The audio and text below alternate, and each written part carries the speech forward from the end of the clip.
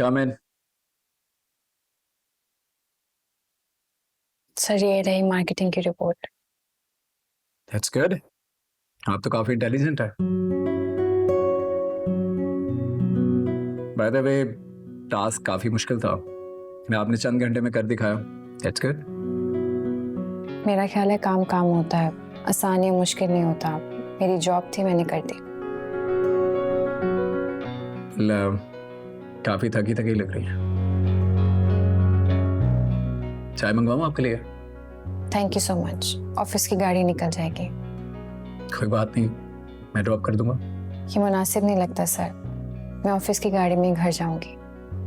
अल्लाह हाफिज।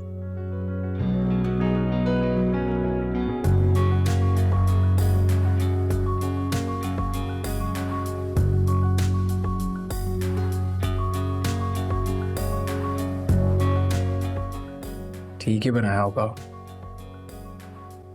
इसे बहुत इंटेलिजेंट है। और आप ना भूलिएगा to subscribe to AAN TV's YouTube channel for more entertainment.